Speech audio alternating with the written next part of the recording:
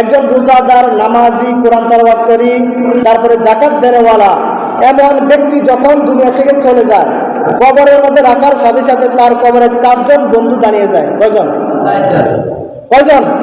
4 জন। এক নম্বর হচ্ছে মাথার কিনারে একজন বন্ধু দাঁড়িয়ে যায়। মুনকার নাকির ফেরেশতা যখন কবরের মধ্যে আসে, আয়েশা দেখে এই মৃত ব্যক্তির কবরের মধ্যে মাথার পাশে একটা নূর দেখা যায়। সুবহানাল্লাহ। কি দেখা যায়? একটা নূর, আলো দেখা যায়। তখন মুনকার নাকির ফেরেশতা বলে, তুমি কে? বলে, আমি হচ্ছি কোরআন। কেন আসছো? এই লোকটা দুনিয়াতে যাই করেছে, আমি কোরআনকে মহব্বত করছি। সুবহানাল্লাহ।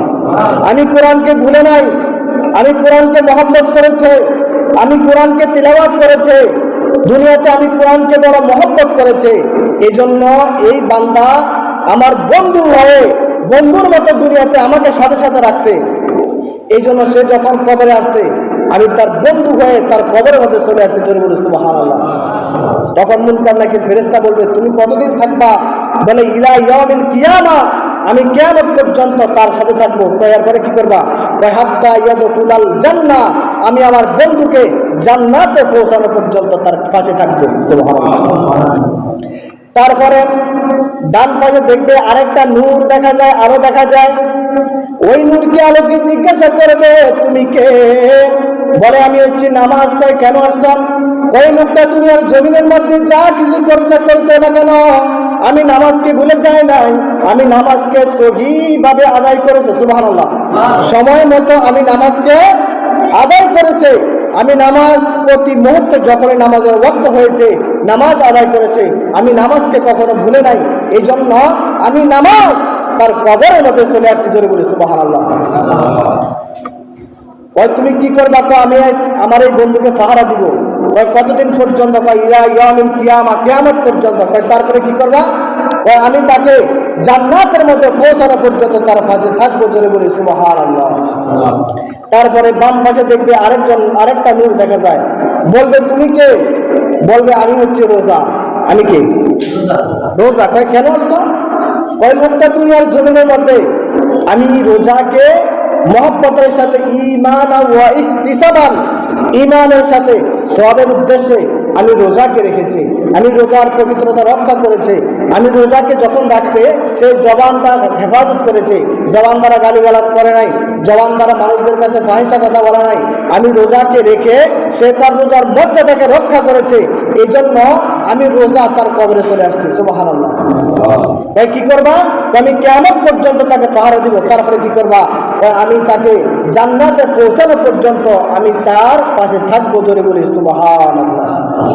তারপরে ফায়ের কিনারে দেখবে আরেকজন বন্ধু দেখা যায়। বলবে, তুমি কে? বলে, আমি বলছি যাকাত। আমি কি? কথা বলা কি? রমজানে যাকাত দিলে সব বেশি না কম? যেরকম বেশি না কম? অনেক বেশি। তারপরে ফায়ের কিনারে সেই নূরকে জিজ্ঞাসা করবে, তুমি কে? বলবে, আমি হচ্ছি যাকাত। তুমি কেন আসছো? ওই লোকটা দুনিয়ার জমিনের মধ্যে আমি যাকাতকে পরিপূর্ণভাবে আদায় করেছি। সুবহানাল্লাহ। আরেকটু জোরে বলেন সুবহানাল্লাহ। যাকাতের সিস্টেমটা কেমন জানেন? আপনার মনে করেন যে যাকাত ফরজ হয়েছে, আপনি বাজারে গিয়ে কাপড় কিনছেন অনেকগুলা, মনে করেন যাকাতের টাকা যা আছে তার চাইতে আরো বেশি টাকা দিয়ে আপনি কাপড় কিনছেন, এগুলা হিসাব ছাড়া মানুষদেরকে দিচ্ছেন, আপনার যাকাত আদায় হবে না। আবার কম দিচ্ছেন, যাকাত আদায় হবে না। আপনি হিসাব করে ওই যা টাকা আছে এটা দিয়ে যদি আপনি কিনে যাকাত দেন তখন যাকাত আদায় হবে। বুঝলেন না কথা? এমনও মানুষ আছে লক্ষ লক্ষ টাকা যাকাত আছে, কিন্তু ওই যে গরিব মানুষদেরকে একটা লুঙ্গি, একটা কাপড় এই কোনো রকম দিয়ে নাম অর্জন করার জন্য, মানে নাম মানুষকে দেখানোর জন্য এগুলো করে। এইসব না, পরিপূর্ণভাবে আপনি হিসাব নিকাশ করে যদি যাকাতটা আদায় করে দেন, দেখবেন আপনার যাকাতটা যদি আপনার আত্মীয় স্বজনের মধ্যে যারা গরিব তাদেরকে যদি পরিপূর্ণভাবে দিয়ে দেন, ওই মানুষটা এই টাকা দিয়ে যদি কোনো ব্যবসা বাণিজ্য করে, পরের বছর তাকে আর যাকাতও দিতে হবে না আপনার। বুঝলেন না কথা? তাকে আর যাকাতও আপনার দিতে হবে না। ওই যে কোনো রকম একটু একটু দেয়, জি এটা কোনো রকম, তো এই মানুষ গরিবে থাকে। অথচ রাসূল বলেন, গরিবরা ধনীদের 50,000 বছর আগে জান্নাতে যাবে। কারা? বলেন কারা? গরিবেরা ধনীদের 50,000 বছর আগে কোথায় যাবে? জান্নাতে যাবে। কেন জানেন? কারণ গরিবরা যখন দুনিয়াতে ছিল অনেক কিছু খাইতে মন চাইছে, মন কাঁদছে, খাইতে পারে নাই। বাচ্চা কাঁদছে, বাবা আমাকে এটা কিনে দাও, বাচ্চাকে কিনে দিতে পারে নাই।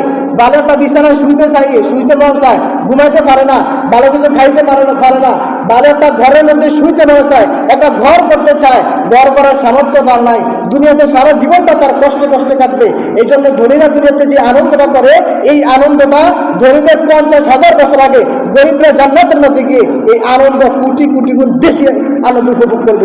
সুবহানাল্লাহ। এই জন্য জাকাতটা আদায় করে দিবেন।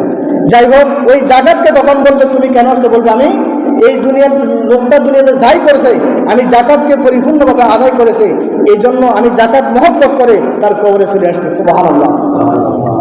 কি করবা? আমি তাকে পাহাড় দিব। কয়দিন পর্যন্ত? ইলা ইয়াউমিল কিয়ামা, কিয়ামত পর্যন্ত। তারপরে কি করবা? হাত্তা ইয়াদখুলাল জান্নাহ, আমি তাকে হাতে ধরে জান্নাতে পৌঁছানো পর্যন্ত আমি তার সাথে থাকবো। সুবহানাল্লাহ।